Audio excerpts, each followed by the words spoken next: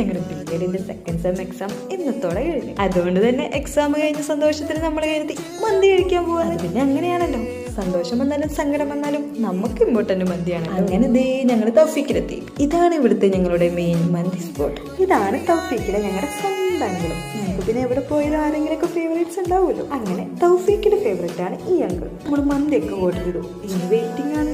അപ്പോഴേക്കും ദേ വന്ന് നമ്മുടെ അങ്കിള് മന്തി കഴിഞ്ഞു. ഒന്നും നോക്കിയില്ല, അറ്റാക്ക്. എക്സാം കഴിഞ്ഞപ്പോ 5 മണിയായി. അതുകൊണ്ട് തന്നെ എല്ലാവർക്കും നല്ല വിശപ്പുണ്ടായിരുന്നു. നമ്മളിവിടുത്തെ സ്ഥിരം കസ്റ്റമേഴ്സ് ആയതുകൊണ്ട് തന്നെ നമുക്കിവിടെ പ്രത്യേക സ്ഥലം, പ്രത്യേക പരിഗണനയും ഉണ്ട്. അടുത്തതായി എന്നെ കുറിച്ച് 2 വാക്ക്. നല്ല കുട്ടിയാണ്, തങ്കപ്പെട്ട മനസ്സിനുടമയാണ്. ഇത് പഠിപ്പിച്ചു കൊടുത്താട്ടോ.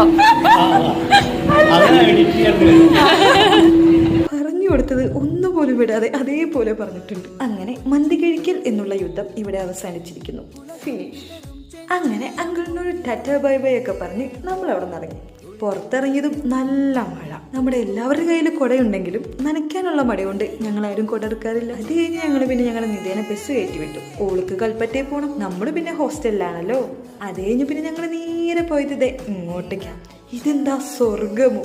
കണ്ടു കഴിഞ്ഞപ്പോൾ അത് മൊത്തം വാങ്ങണം എന്നൊക്കെ തോന്നി. ബട്ട് അതിന്റെ വില കേട്ടപ്പോൾ ഞങ്ങളുടെ ബോധം പോയി. പിന്നെ കഴിക്കണമെന്നുള്ള അമിതമായ ആഗ്രഹത്തിന്റെ പുറത്ത് ഞങ്ങൾ കുറച്ചങ്ങ് വാങ്ങിച്ചു. എല്ലാം കഴിഞ്ഞപ്പോഴേക്കും അത്യാവശ്യം നല്ല ലേറ്റായി. ഹോസ്റ്റലിൽ മിക്കവാറും അടച്ചിട്ടുണ്ടാവും. അപ്പം അത്രയേ ഉള്ളൂ. ബൈ.